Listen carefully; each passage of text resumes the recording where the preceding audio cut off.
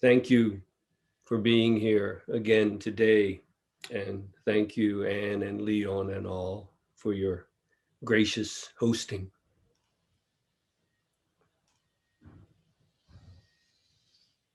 Step forward from the top of 100-foot pole. I mentioned this yesterday to bring it home. Step forward from the top of a 100-foot pole and manifest your whole body in all directions.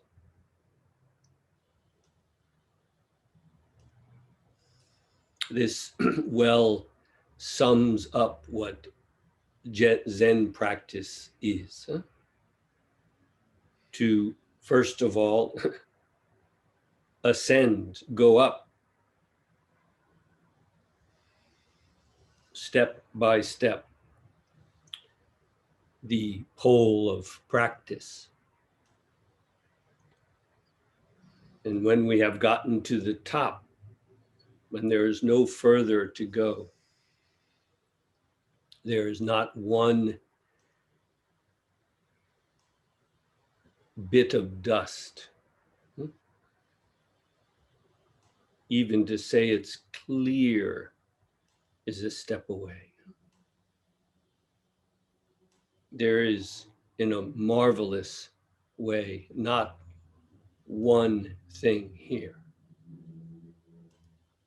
Then it says, step forward, leap off from there.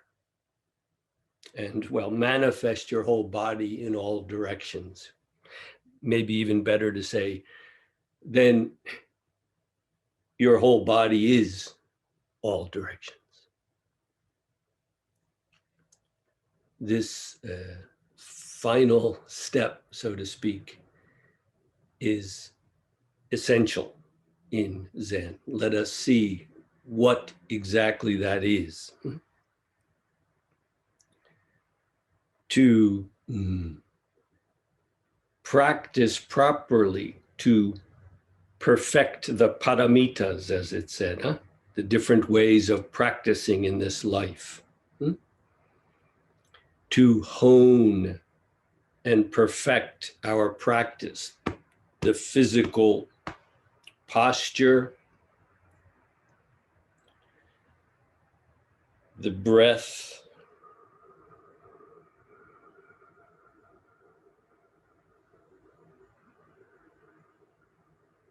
the body, the breath, and most important in some ways, the mind. The mind. To perfect our practice. And when the time is ripe, if the practice is correct, is proper, we can't help but leap from there. When the time is right, when the time is ripe.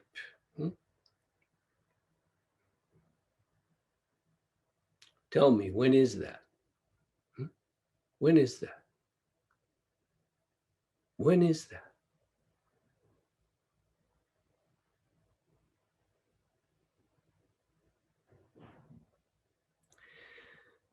The other day I was speaking with Louis, my dear Dharma friend from Montreal, and he mentioned the idea of pole vaulting. In French, Louis, I think you're there. What is it? Sous à la perche? Yes, saut à la perche. And in Spanish, just in case, Sergio, you're there, huh? Saldo con pertigo? Something like that. Leon, I got it? Say it again, Jeff. Saldo con pertigo, pole vaulting. You know what? You run with a pole. It's an Olympic sport. Pertiga. Pertiga. Thank you. Pardon my Spanish, Mexican lack thereof. Just want to make sure everyone understands what I'm talking about. Yes, we're talking about the Olympics. There's a sport called pole vaulting where you run with a long pole, put it into the pole box, and then using that pole, you've developed a great deal of kinetic physical energy running as fast as you can. Then you put the pole into the box. You can think of it just as a hole in the ground. And then the pole bends and takes you up, all the way up. And there's another pole there where you need to leap over it. This is called pole vaulting. But as Louis well mentioned, when you get to the top, you have to let go. You have to release the pole in order to complete the leap. You need the pole of practice. Absolutely. Master those practices. Master them to the point where they become completely unnecessary and you must let go so that you can complete the practice. This is a sublime modern illustration of what it is to step forward from the top of a 100-foot pole. Thank you, Louis.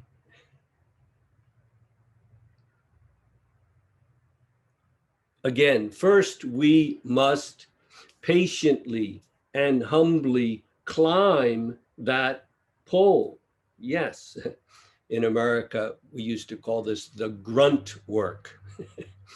Perhaps at times very tedious, perhaps painful, but going through, bringing the mind back, for example, and learning how to do that. Yes. There is a gradual element to the practice. Don't be fooled. There is a way in which we gain insights along the way. Things become very, very clear. This is good and true. There are what is called in Buddhism worldly benefits, many, many practical worldly benefits that come about. Yes, all of this is good and well and true and can show us the way we must go. And yet it's also clear that in Zen, the focus is not simply on the practices. And there's a very good reason for this, although it also can be misused or abused or misunderstood. Zen developed at a time when there were many, many, many kinds of Buddhist practices. And very simply, in one way, we can say, partly legendary, but Zen was an attempt to return to the original spirit. This is very simplistic, but I believe there's a kernel of truth there. Zen was one attempt in Buddhism to return to the core of Buddhism. Very simply, we can speak of that core of Buddhism as nirvana or nibbana, the flame of self-delusion extinguished, the flame gone out, not turned down, let alone turned up, but gone out, completely extinguished. What is it that is extinguished? I urge you in your practice to see through what is it that needs to be extinguished, that needs to go out. No, we don't have to remove our individuality. No. Rather, I would say your true individuality is fulfilled when that flame of self-delusion is gone, when it goes out. And as made clear in the early Buddhist suttas, when the flame goes out, if we try to figure it out, where did it go? It just doesn't make sense. It didn't go anywhere. It doesn't need to go anywhere. It's gone. And we have to confirm that in our bones. It is gone. To try to figure out where it went, as it said, which direction it went. It didn't go in any direction. That's what the seeking self is constantly trying to do, to find out. Give me a compass, tell me which direction to go. Where is the direction to here? Where is the direction to being here without self? Which way you gonna go?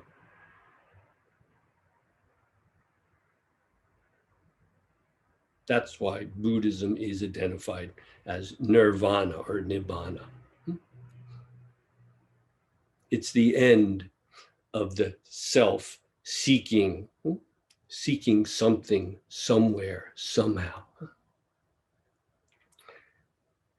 A more positive way of describing it, again from early Buddhism, is the term Buddha. To wake up. The dreamer awakens. The dreamer awakens. This is not a matter of lucid dreaming where we may realize for a little while that we are in a dream. We're still dreaming.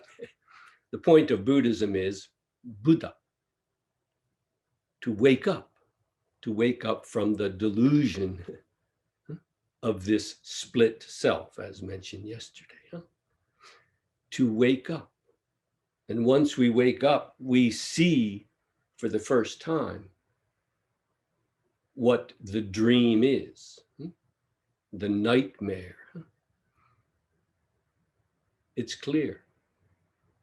All of the content of the dream was just a reflection of something. It was, now we can see clearly, virtually nothing.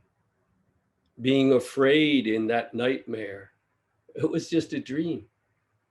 The thing that was chasing us was just a dream. The whole dream world was just a dream.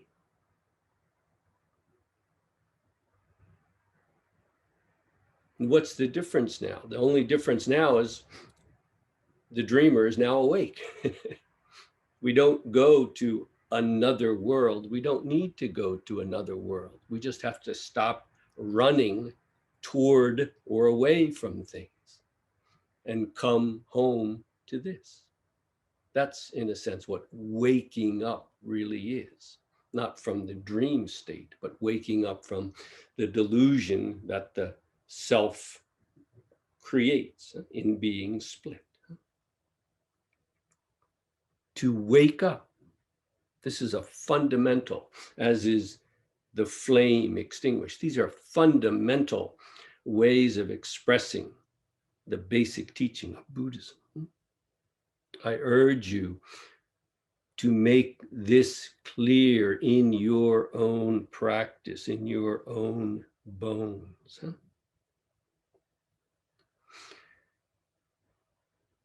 There is a great value in the different kinds of meditative practices and other practices. The paramitas, the different ways of offering, the different ways of learning patience, of learning service to others, of learning to let the mind come to rest, learning to see through to what really is. There are many, many, many Buddhist practices that help us with this. If we are struggling with something, there is almost an endless amount of antidotes, things that you can take up to counteract the feeling of tiredness, or the feeling of confusion in the mind, or the feeling of anger or resentment or something like this. These practices are valuable and good. I would urge you to become familiar with them and to use them as they can be helpful for you.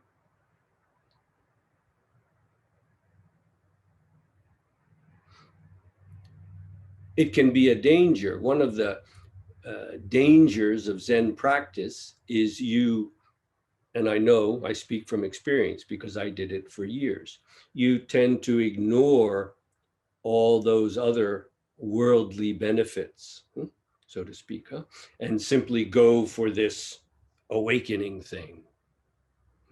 Perhaps in the back of our minds is, well, if I do that, then all the other stuff will go away anyway, or I'll see it's not really real, so it doesn't matter. This can be a dangerous escape from what really needs to be looked at and seen through. In the same way, it can be an escape to endlessly play with all of those different techniques, to turn Buddhism into a world of techniques, one for this and one for that.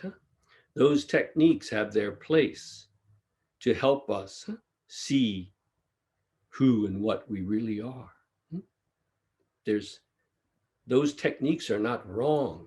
When Zen tends to, I wouldn't say make light of them, but try to speak directly to that which is prior to mind arising. There's a great strength there. There's a great value. This is the benefit, the greatness of Zen in a sense. But if it's done at the cost, you see, of refusing or even running away from our actual issues, mental, call them what you want, things from growing up, our own karmic hindrances, so to speak, to deny or ignore them is an equal danger. So the basic point of Buddhism as awakening should not be practiced to the detriment, to the danger, to ignore the other actual issues that we have to take up. Finally, they are not two. They are separable for practical reasons, as they should be. You may realize there's a time when you should go see a therapist about something, some issue in your life. Yes, by all means do that. By all means do that. And then perhaps you can see what it is to naturally go deeper into the practice. How in some ways those issues, so-called psychological, may actually be, relatively speaking, what is holding you back. They can't really hold you back, but they can make it very, very frustrating, very, very difficult, very, very painful to practice. And it's not the practice, you see, it's the other issues that have not been dealt with. The practice itself is not even one. How could that be difficult? Before mind arises, it's already complete. You've already leapt off. Where's the difficulty? The difficulty is with the mind that remains and is still clinging on or running away from something. The wonderful example raised yesterday of driving your car into perhaps a poor, for you, unfamiliar neighborhood, and you find yourself instinctively locking the car door. This is a precious opportunity to see to see what is going on. What is this pattern in our mind? What is it really telling us? Are we really seeing the situation? It can be a valuable practice in mindfulness, and it can also be a complete opening. When you go to do that, oh, strange looking neighborhood. Look, someone approaching me, huh? As Marty mentioned yesterday, maybe of a different color. I think I'll lock the door, roll up the window and lock the door. This is an opportunity to see. What are you locking out? Huh? What are you trying to protect yourself from? What are you locking out? Yes, this can be a valuable practice on many different levels. Huh?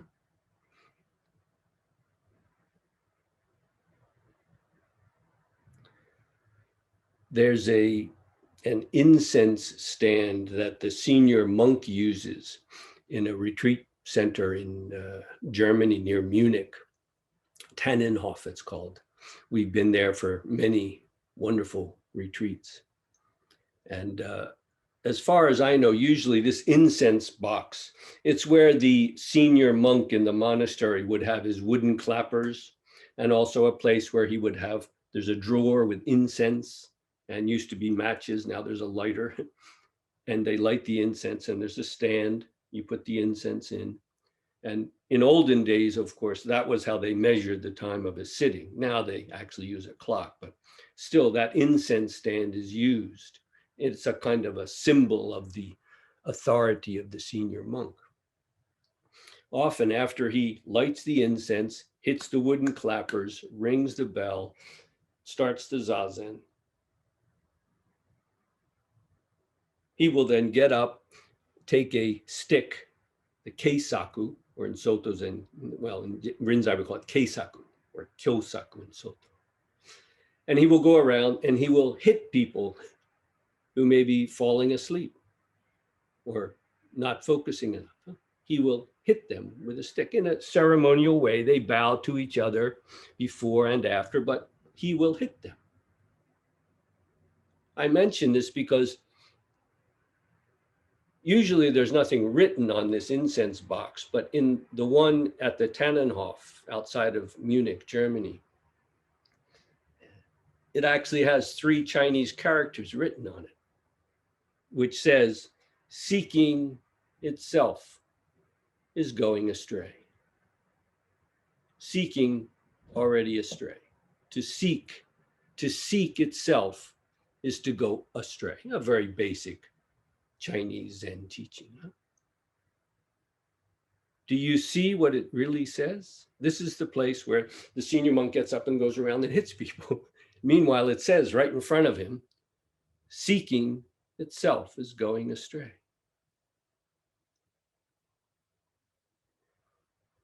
Is he pushing you to seek harder? Or is he compassionately striking you because you're still delusively seeking?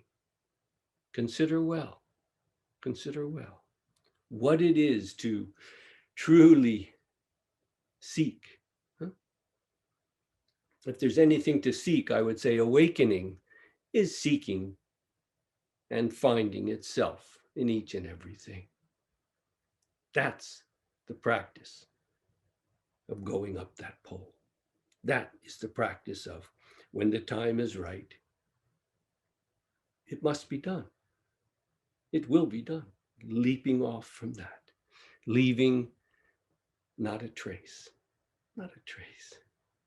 And then your whole body is literally the 10 directions in everywhere and every time and every place. And I would go so far as to say that there is where we really can begin the practice. I trust you see how all of those different kinds of Buddhist practice can be valuable and have their place. Yes, try them. Try them out. See what they do.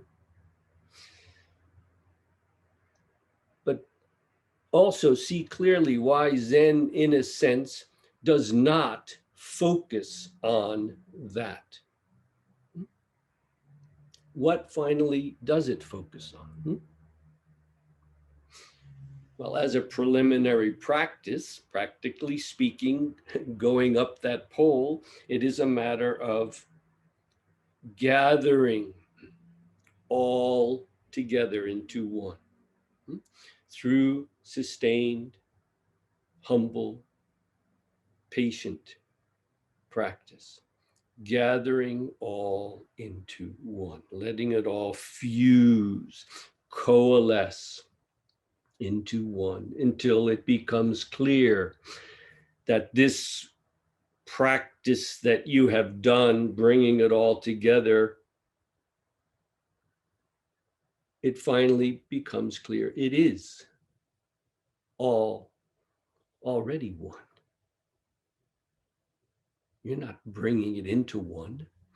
You're getting out of the way. You're removing the separation that the self has created. Once that is done, once, to put it bluntly, no self realizes itself, it's clear as day. The unity that you were seeking is always already here. It's only you that are trying to leap out of it. You can't really, but that unity, that oneness that comes with sustained practice, yes, going up the ladder, it does appear very true to be something that we are working on. And again, bring it back. Yes, do it again. Breathe properly, get the posture proper, that mental attitude, yes. But the point is, when it has reached its completion, we see it for what it is and has always been.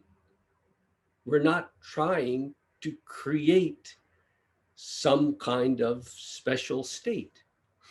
That itself is a symptom of the disease. What state do you need to create? Oh, a little happier one, a little calmer one, a little more insight.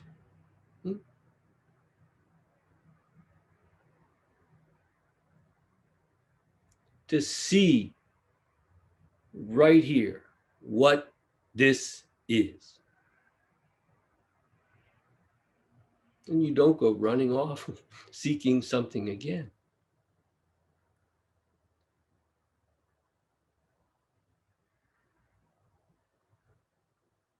I repeat, and here is where we can really begin the practice.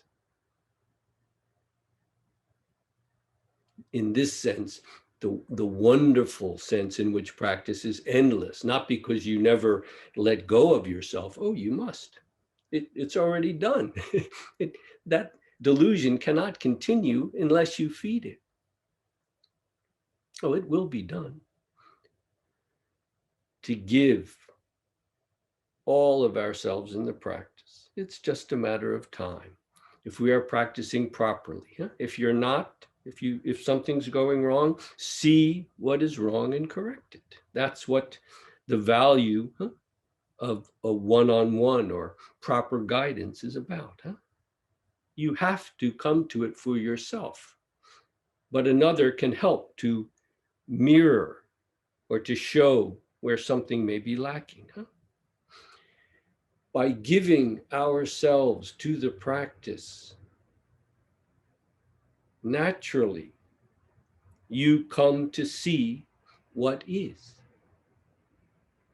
And you don't need to see anything else. Once the seeking mind stops seeking for something else, you realize, in American English, You're into it up to your eyeballs. You can't get out of it.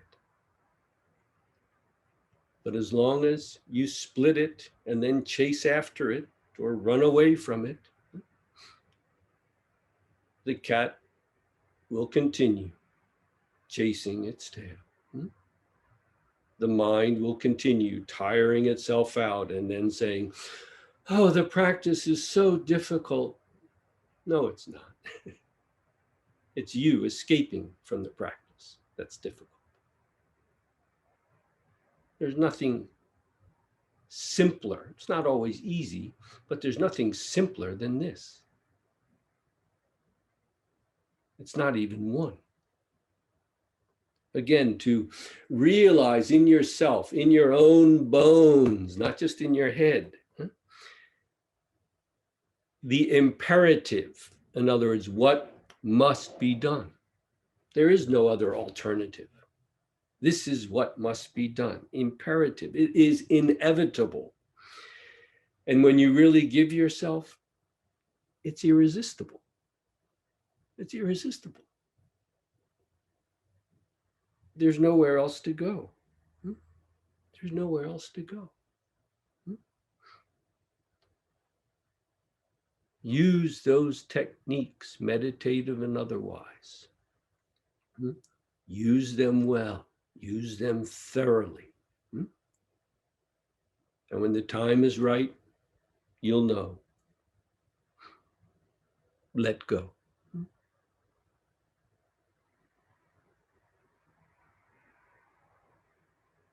You don't need to hold on to anything. You don't need to let go of one set of chains and pick up another one. It's not needed. You do have what you need.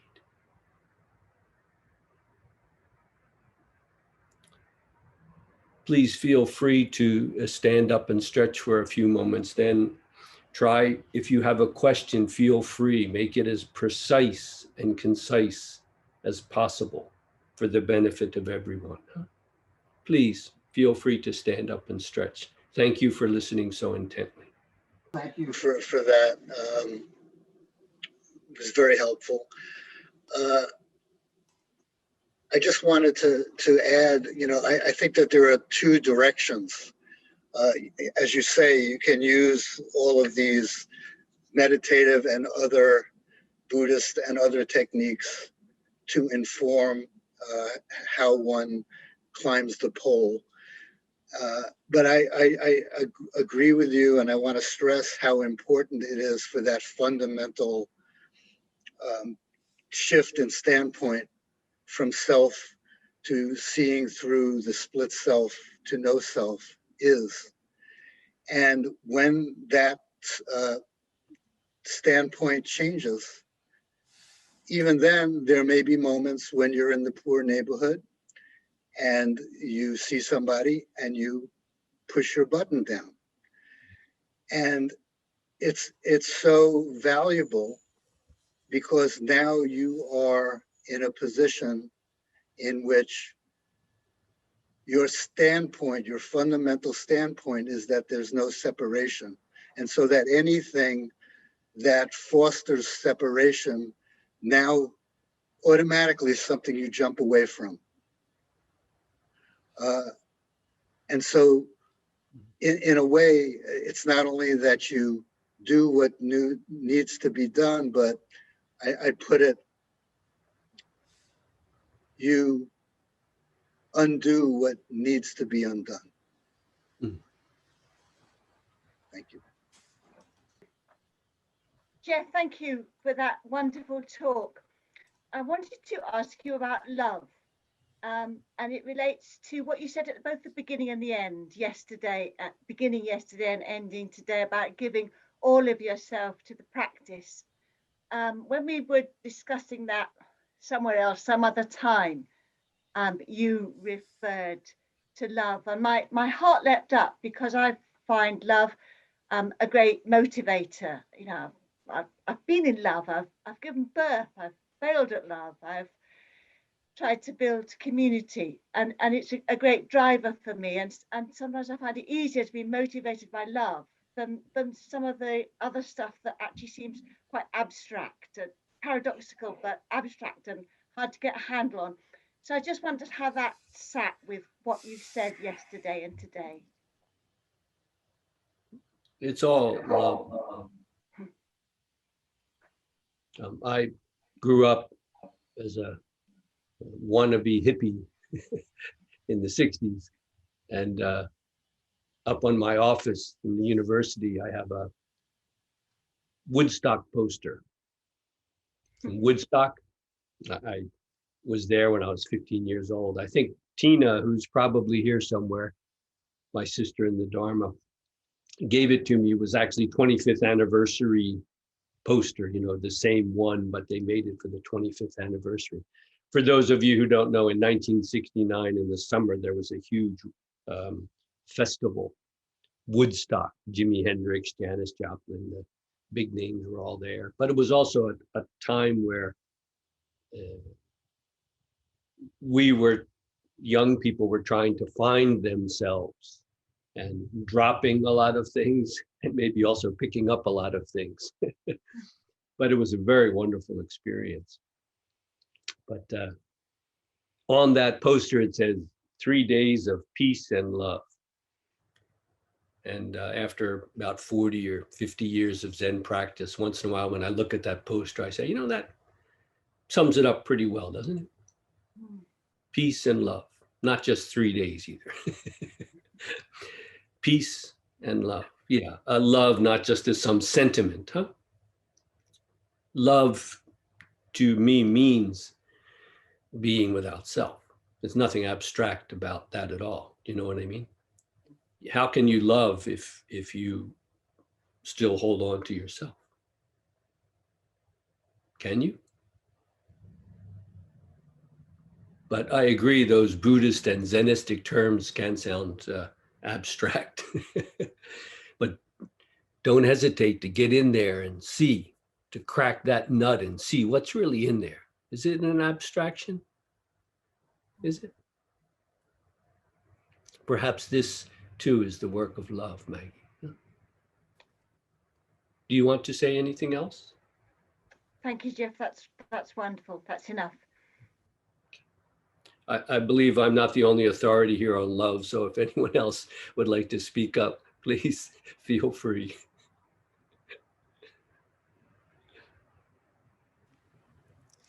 Carlos has a question.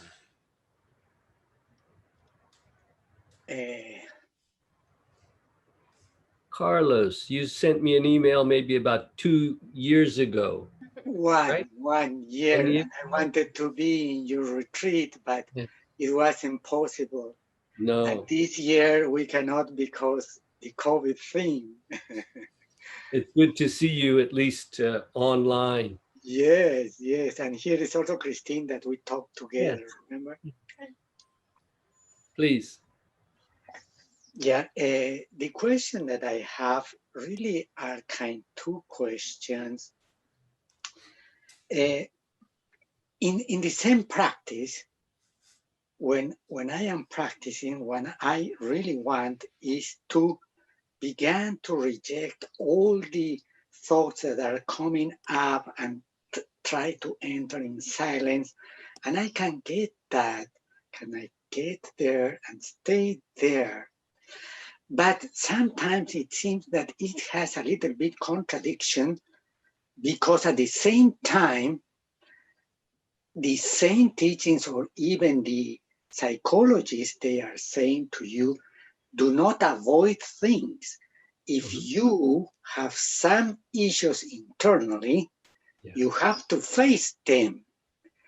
So sometimes what happens to me is that I don't know if I have to continue to this silence because I can do that, or look to these issues. Yes. But when I look to these issues, it's like I am giving them full. I am putting like gasoline and they begin to burn So I quit. I don't want it, you know. That's kind of one thing. And the other thing probably is a little bit related, but is when I am practicing this samadhi and I am getting close to it, I was one time very close to it, and I was able to lose it, to just like that. Let it go. But then I come back. For some reason, I come back. And then I cannot repeat it. I cannot repeat it. So I stuck. So what is the issue? If you could help me. Yes. Other people may have comments from their own experience, but I would say when you are sitting deeply in Zazen, it's true, sometimes something comes up and you need to be able to discern, to clearly see. Is this something that can just be let go and return to the breath? Or is it something you need to look into? What you had for lunch yesterday, you can probably let that go, huh? But sometimes something comes up, perhaps a childhood memory or a disagreement you had with someone, could be many things, huh? And you let it go, but it comes up again and again. Well, you have to be able to see, to be settled enough in your sitting to see, do I need to look into this? Maybe you do. In order to complete the practice, this is something you need to look into. And the way I would suggest, I'm not a psychologist, but from this point of view is simply to let it come, not to judge it or to compare it or to condemn yourself for something or condemn someone else, but simply let it come in all of its raw power. You may cry, you may laugh, that's fine, that's fine. Let it come. I ran, that's the worst thing. I ran from it. And when you are settled enough in the practice, you will see you don't have to run. To run, you know that in effect is also feeding it. It's giving it more power. It's allowing it to continue. But what I found is when you are settled enough and something like that comes and you see, it's not just a random thought. There's something here that needs to be opened up to. Open up all the way. Again, don't judge it or, analyze it. Don't even try to understand it. Just let it come in all of its force. And I find when I've done that, it comes all the way. It can seem unbearable, but it's okay. Let it come and then let it go. And then it doesn't have a hold on you. It doesn't come back again, except as anything but a memory. It doesn't have the power anymore. It cannot grab you anymore. In effect, you have made peace with it. Practically speaking, a part of this is you may realize something needs to be done. You need to apologize to someone from 20 years ago or accept an apology from someone. This is possible. You don't know until you go into it. But often I find just letting it come all the way and letting it go all the way, that's enough. That's enough. But practically speaking, something may also need to be done. And this becomes clear if you are settled in the practice, and then you do what needs to be done. If that person has already passed away, you can make contact with his children, for example. There's always something that can be done if it needs to be. But you're right, Carlos. We don't want to turn this into psychotherapy, psychodrama. That's not what Zazen is for. But if something is there and it keeps coming up and it's, in a sense, preventing you from giving all of yourself, go ahead, open up to it, invite it in, embrace it. Good. Okay, now for your second point, yes, we all know that. Wow, and then we grab it and where did it go? It's gone. Yes, yeah. If you grab onto it, it becomes an object of your split awareness. It's gone. That's why when you are settled enough, you will see it's here. It's not something you sometimes touch or catch. You don't go to it, Carlos. Finally, you come from it.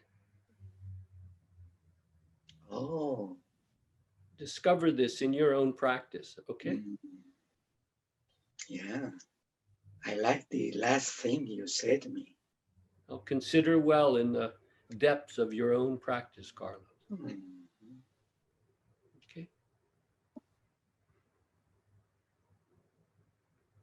Question. I just have a word I would like to share with Maggie.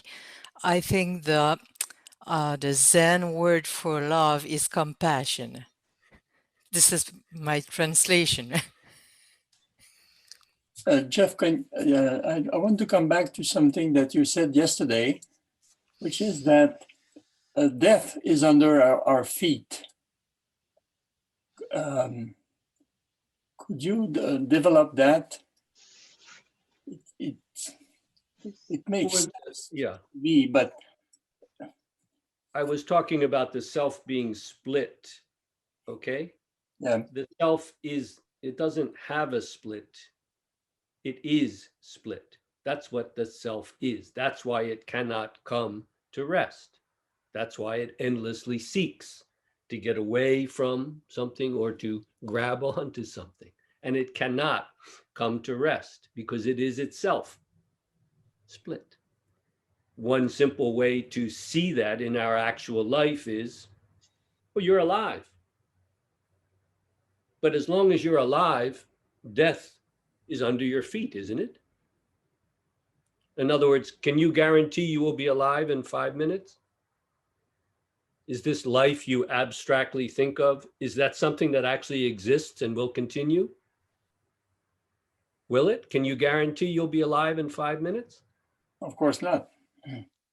I certainly hope you will live to be 120 like the Zen master Joshu, but I don't have such powers. So Does that relate to any experience dissolve, disappear? So it seems to be, it is present for an instant and then it's gone. Is that what is present for an instant and then gone? What? Can you What is it that is present for an instant and then gone? Death? a sensation, a thought? Everything is impermanent. Yes, yes. Hmm. And doesn't that also show exactly what is being said? The self is split. What are you going to hold on to? Life? Not even death. What is there finally for you to grasp onto? What? Nothing. But for the self who is trying to grab, this is not very pleasant. This is unsettling. This is not what it wants. No. Right? No, tell me something that I can take and I can have and keep. And the whole point is, you don't need such a thing. It's the very seeking to have that continues the dis-ease.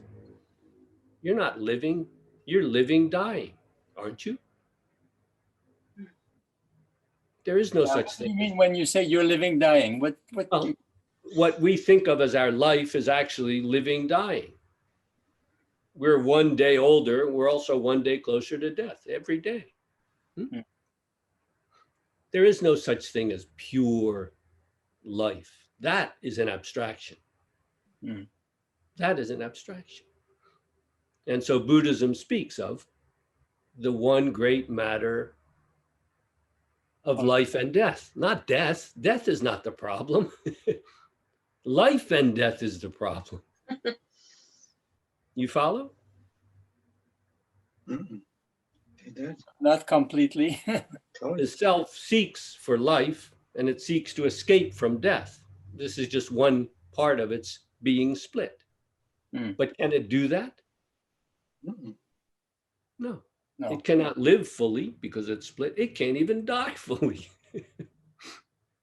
And so the whole point of Buddhist practice, nirvana, nibbana, call it what you like, is for that whole thing to, as Marty put it, come undone. Death is not the problem. The self being split into life and death, good and bad. That is the problem. And it's not real. You have to experience that in your bones. This itself, being born and dying, is beyond birth and death.